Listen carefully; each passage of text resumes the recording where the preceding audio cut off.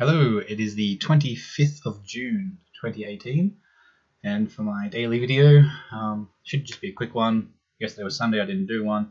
Today I'm basically just getting back to working on my crowdfunding campaign. I want to try and get this written today if I can, as a first draft.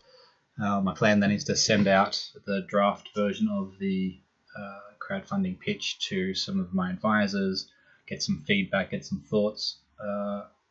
And while I'm waiting for that feedback process to keep working on the sort of onward marketing campaign, what I'm going to do once I do publish it. But that's coming in the days to come. But my objective is to get the first draft completed today. I don't know how possible that is. It's already 1 PM, and apparently tonight I have got an event on which I think I should go to. Fake News and Data Privacy. It's a London humanist. East London Humanists or something like that. It's kind of close, I think. Closer than London anyway. It's in London, but it's closer side of things. And it's good to go and meet them and just see what they're talking about and see if I can maybe give a talk at some point. So that's what I'm working on today. I have spent the weekend just stressing, really, because we had this massive crash in Bitcoin leading into the weekend, and then it dropped to a lower level, the lowest it's been since the all-time high. So we've got a new low in, and there's enough people talking about it going. Everyone's expecting it to go to at least 5,000, it seems, and there's enough people talking about 3,000 and 1,000 that that I'm in quite dire threat of losing everything. Now, that sounds stupid, and it is, because I got into crypto early enough that I made some good money from it, and I have pulled out more money than I put into it already, so I'm ahead no matter what happens. But when you watch your net worth go up and up and up, and you start living life expecting you to have that money, that's one thing.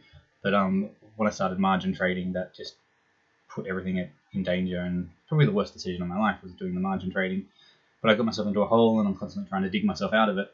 And when the market starts recovering, then I'll be on the right side of that and ready to go. But until that happens, then I'm just getting worse and worse and worse circumstances, and at serious risk of losing, just about everything I have in terms of asset, equity, money. So that's just a constant stress on life at the moment. And another reason why I've got to get the crowdfunding happening and get funding for the Socratic Web, because all the work that I've done on Rebutter and on the Socratic Web has been entirely self-funded, and that has pretty much come from a combination of small passive income I had from Sports Arbitrage Guide, which I made back in 2006, which has since almost completely died in terms of cash flow. Support from the Australian government in terms of parenting payment, because I'm the permanent full-time carer for Leonardo when he was younger and leading up to this trip. But because my wife has chronic illness and can't take care of him by herself. So, yes, I get parenting payment. And support from my parents. Living with my parents. At the moment, we're living at Vanessa's mum's house, not living, but while we're in England, that's where we stay. So fortunate enough to have caring, supporting family take care of us and help us survive in a low-cost way is essential to my ability to survive and work on things which have no cash flow, have no income, and just cost money. And so having crypto's boom gave us the freedom to go, wow, we've actually got some money for the first time, pretty much ever. And is what allowed us to make this trip and purchase the flights to Thailand and to Italy and travel through Italy a little bit to go to the journalism festival. And then I went to Toronto for the RightsCon, and then to Ukraine for Misinfocom. And all of that was paid for on the premise that we have some money.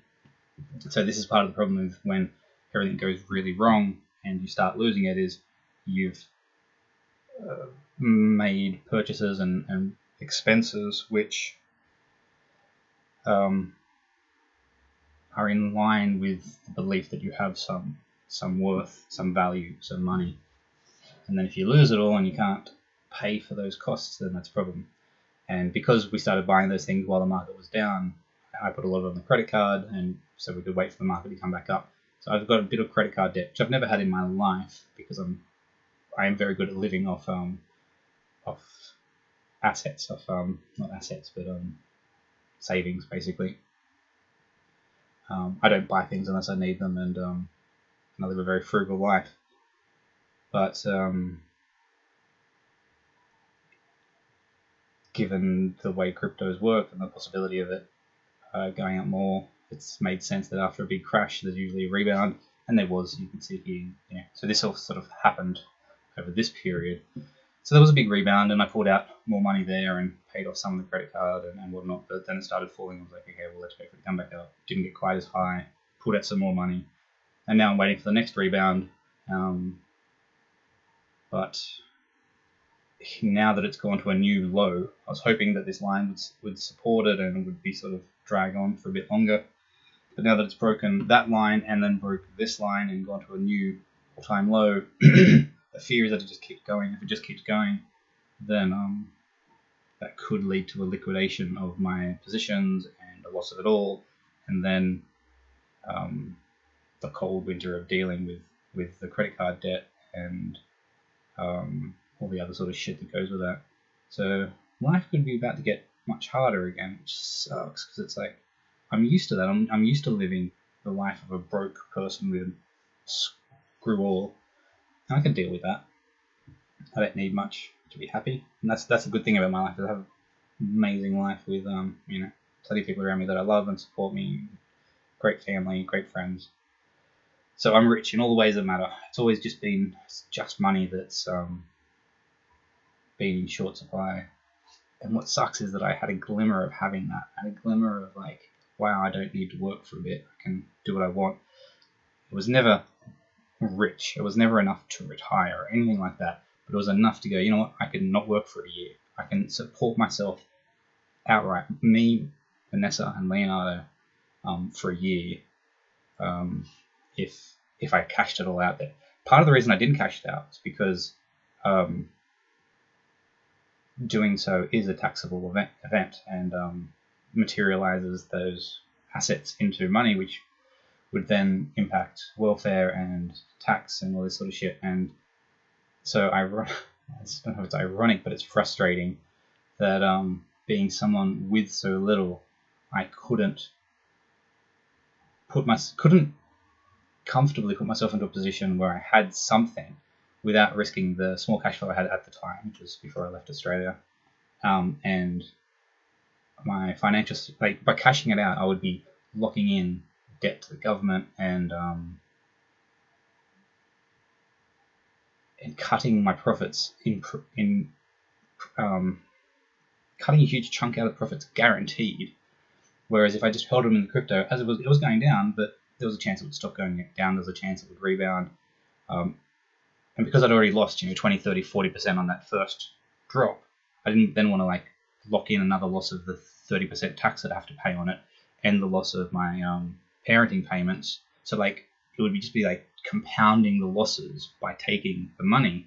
So I'm like, okay, I'll just hold because it's the more sensible move and wait for it to go back to a higher point so that when I cash out, then I take the 30% tax loss, but at least I'm in like massive profits on the position. And I can do it sort of systematically as well at times of the tax year and in proportions to how much money I need rather than like cashing it all out. So like trying to be sensible ends up putting me in a situation where I may end up losing it all, but not just because I held. Holding is risk-free because I did some margin trading on top of it, which has just been a big mistake. So anyway, that's been a stressful weekend watching it do this drop and then this drop, and more importantly this drop, and watching this rebound was very heartening. And as I've been talking to you, it's just done that, which is frustrating. There's nothing about this which says it's going up. That's the hard bit. This was a strong rebound with good volume, but it's such a single candlestick. It's just one action. It looks like it could be one whale trying to manipulate it, or one, you know, one group just doing one thing to try and liquidate shorts or create a bear trap so that they can then continue down with more profit, which is maybe what we're watching play out now. Because there's nothing else here which indicates any sort of upward pressure or upward momentum. The sentiment everywhere is so bearish and so down. But where we're at now, there's just so little I can do about it. I can't even really trade because I'm in so much of a negative position. So it sucks. Considered on this up, I could start selling off the coins I have into USDT to protect any further downside. I won't lose the value of my holdings, and thus I can't get liquidated because I have the equity stable to cover the debt, which is USDT debt from the margin positions. But if I do that and there's any up, then I'm already out of the margin positions. I can't reduce the debt because I haven't got the margin positions open. But I'm waiting for a rebound so that the value of my equity goes up. The coins that I hold will gain value, and that will increase my equity so I can start trading again. But if I sell off the coins to protect against the downside, then any rebound, any up, gives me nothing. So I'm just holding onto a debt and with no gains, and so there's like pretty risky. But then the trend is your friend and all that sort of stuff, and the risk of the massive downside causing liquidation means that perhaps I should do that. But then we're at the bottom now, so if I'm like selling my coins, literally selling the coins at the bottom, which I did on the February 6th crash, not right at the bottom, but shortly after the bottom, thinking, oh, I better regather while I can, which cost me a lot. So anyway, lots to think about and lots to sort of figure out, and then I will at the moment I think my whole strategy is just fingers crossed that it goes up to at least back up to this level. I don't know what that's going to do for me. So this is the problem with all this sort of stuff, is after this is 51 days of like almost continuous down. It's like it's been horrific, the longest down of this whole trend. And it gets down here, and you get all these fears that I'm feeling right now, which is if it goes down here, I lose everything. If it goes down here, even worse. But by that point, it barely matters. And so I've got all of these fears, which are making me go, bargaining 5 stages of denial. So I'm like bargaining, like if it just goes up just a bit, then I'll cash out and I'll just wait for the market to turn around and all that sort of stuff. Which is exactly what gets you selling at the bottom. So it's at this point that I'm like, on one hand, the sensible move is to be cautious, but I should have been cautious up top or at least halfway down or something. I should have been much more cautious than I was. Except I kept seeing all these support points and hoping that, that it would move up to a higher level, and it just never did. None of it came out. So it just got worse and worse and worse. And now we're down here, and it broke that line. So of course at this point I'm like, well, at this point it's so low I couldn't even sell my coins because they were locked into the margin equity. So I was like prevented from doing anything to save myself, and at that point I just had nothing that I could do. I just had to hope for the best. And so now when I say I hope it goes back up to here and then I can like do protective stuff, that's based on the fear that's being generated from the risk of losing everything. And that's when when it goes up there, suddenly the market for whatever reason will turn around and it'll go up to like $12,000 again or something like that, and I will have exited my positions and will lose all of the gains from that move because I won't, I don't know, because I'll be scared. I'll be too scared to re-enter because the trend is still down, and there'll be like this line of resistance and this line of resistance and this line of resistance, your moving average resistance, and then all these 3 resistances. There's so much resistance on the way up that my brain will keep saying, no, it'll turn around here, it'll turn around here, and I'll be too scared to re-enter the long position, and so it'll go up and up and up and up, and I'm like, okay, then it's going up now, and then you go into it, and then it turns around and goes down. That's exactly how it plays you. So now that we're down at the bottom and I'm feeling fear, and I'm like so risky of losing everything, I feel like I've got no choice but to just hold on and hope that it turns around. and then if it does, double down on my long positions as quickly as I can until I see a turn. This is one of the reasons why I have been studying trading and watching a lot of Tone Bay's videos and various other videos on trading, technical analysis and stuff, because I need some sort of help figuring out what to think about the directions. So for example, just having the idea that this candle here is a doji. It's a strong rejection moving to the upside. That's on the daily. The weekly is less profound. I was really hoping last night we'd get up above 6,500 and it would be a green doji candle, but it didn't. It's a bit lackluster. That's not necessarily a terrible thing, because of the Tom DeMark sequential indicator we're using here. It would actually be quite good if we stayed flat for like another 2 weeks, and then we get the full 9, and then we get a bounce from this level. So it's like a support level, a 9 sequential down, and then it would be fantastic if we got a strong bounce from that. And maybe that will happen if I'm really lucky, and we'll get like a good strong bounce, ending this triangle and just going up to 12,000 and getting a bit of a whack off accumulation. So that could be the spring if we're really lucky. There may be another spring, and hopefully if there is another spring. If we go flat here, this is the other thing that I forgot to mention before, is at the moment on this tiny little rebound, that rebound there, and then the flat, the altcoins went up significantly more than Bitcoin did. Not all of them, but Monero definitely did, and that's where a lot of my holdings is held. Neo is a bit equal. So here is a bit more. So